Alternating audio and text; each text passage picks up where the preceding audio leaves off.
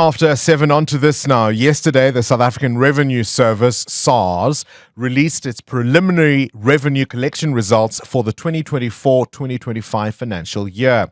So these numbers give us a sense of a snapshot of government's revenue collection progress, particularly, of course, as Treasury grapples with a budget deficit. This is all in the context of tense negotiations that are still underway insofar as making sure that that budget is passed.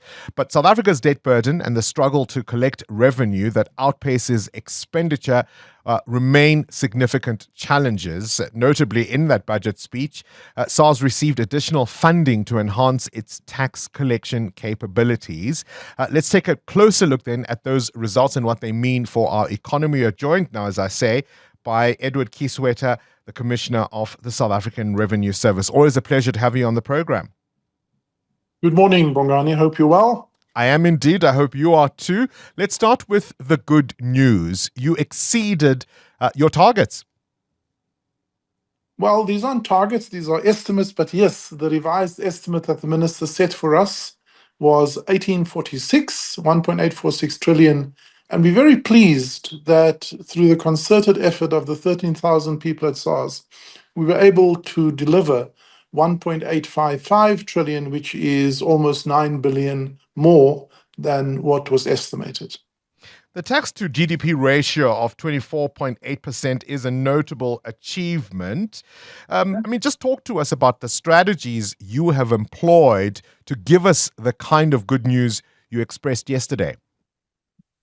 Thanks, Bongani. You know, we forget very quickly that the budget is modeled on a few things. Firstly, what we think the economy will do year on year, and then a number of tax policy instruments that is imposed on that economy. A healthy economy produces healthy revenue outcomes. A sluggish economy obviously retards revenue outcomes. But that's just theoretical, it is modeled. The actual revenue will depend on two very important criteria. On the one side, there's what we call the soft issues, which is whether the public has a positive attitude towards compliance, whether there's trust in the system, whether our employees are engaged, and we work very hard. That's below the radar. No one really sees that. But I'm pleased to say that trust has gone from 48% in 2019-20 to 75% in the last 6 years at SARS, and the attitude compliance have gone from 66 to 77%. Our own employees were at 61% engagement and are now at 71% engagement. These are often not things that are talked about, but this is what we call institutional integrity. It is the result of the building of SARS. Then on the other side, there is the administrative efficiency. That is the data science, the artificial intelligence, the hard work of our people deploying their technical skills.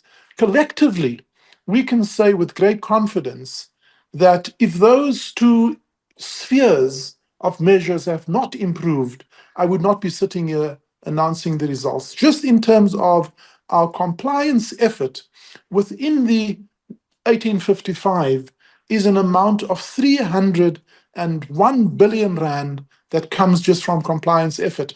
That represents a 15.8% year-on-year growth, or 16.25% of the total revenue. That is really the work of SARS, and I can unpack that in more detail if you have time. We do, but I also want to just say along this issue of the trust, and we know SARS at a point was possibly the most trusted public institution in South Africa. We know what reversed that and your efforts now to try and rebuild that trust. But alongside that, you mentioned efficient tax administration. It isn't without its hurdles, as we recently saw, of course, from the Office of the Tax Ombud. At times, there are things that cause delays and an inefficient handling of dispute processes. Bongani, again, in context, in 2018-2019, the level of taxpayer service was 55%, as measured by our publicly commitment in our service charter. I can share with you that in this year, that measure has gone up from 55% to 87%. So there's been a steady improvement. And what has been raised by the Ombud, we take seriously, but it represents a small fraction of the total work that we do. And we pay attention to that. But what does the results bear out? The results bear out that more than 22 out of every 100, more than 82 of every 100 returns receive their refunds immediately and payable in under 72 hours, and 90% of VAT refunds that are filed receive the refunds in under 72 hours. The balance is then what is alerted as a risk.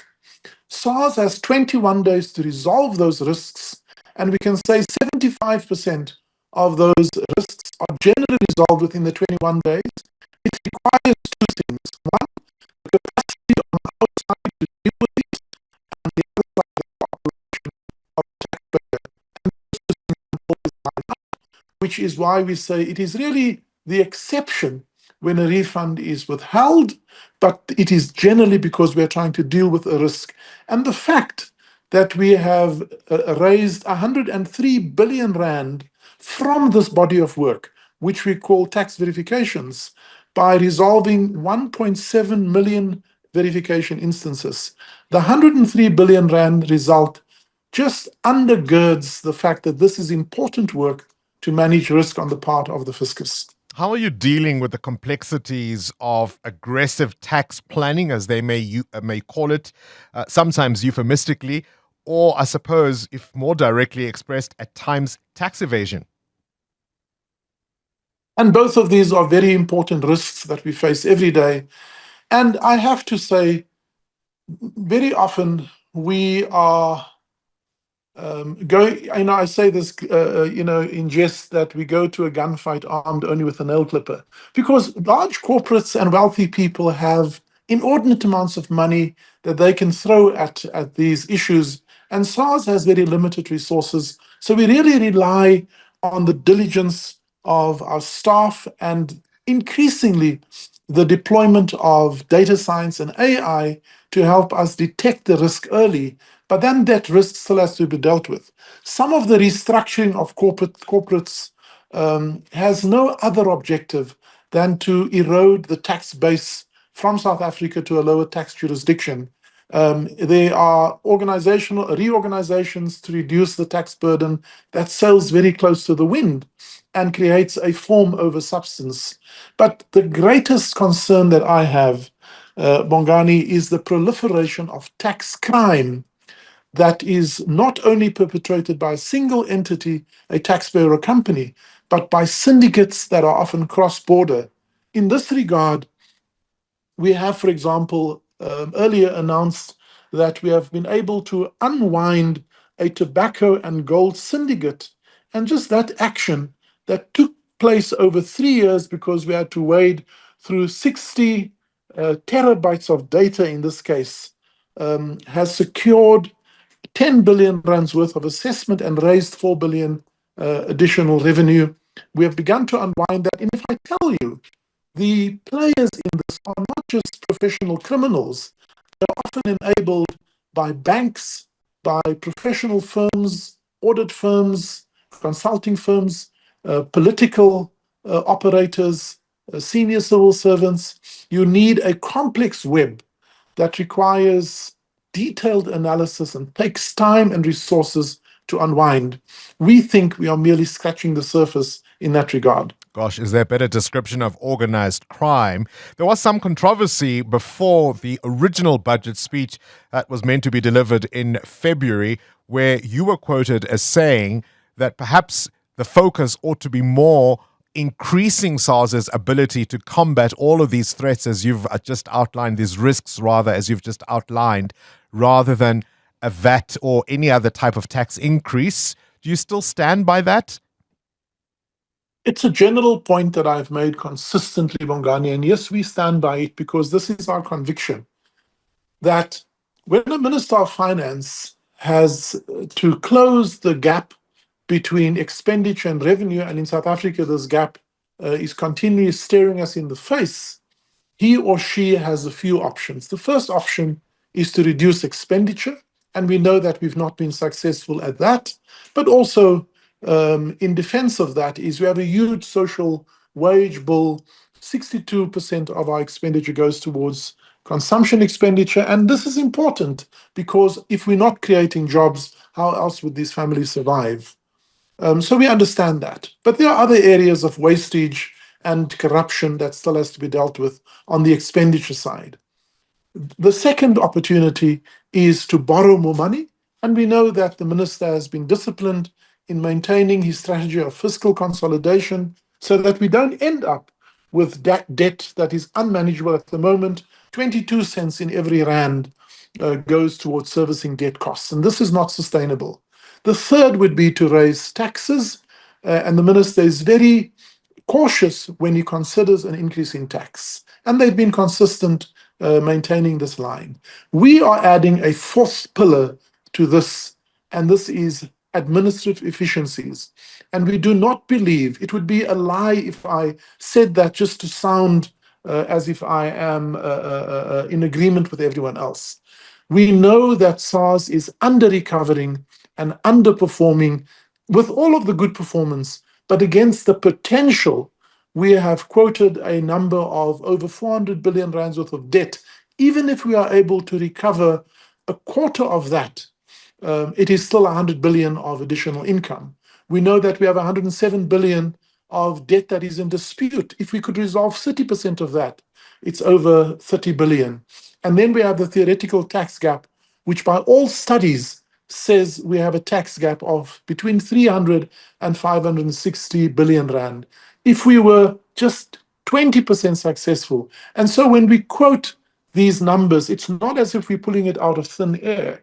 It is based on our solid, on-the-ground, evidence-based analysis that we are under-recovering. And this is why our plea for an increased and more appropriate investment in SARS in the short term to recover the debt that already belongs to the state, but in the longer term to modernize SARS to be more effective and efficient is what ultimately we believe will secure the fiscal integrity of our country. Edward Kieswetter, appreciate your time. Current events, developing stories, tough questions. Your voice making a difference. This is Breakfast with Bongani Bingwa.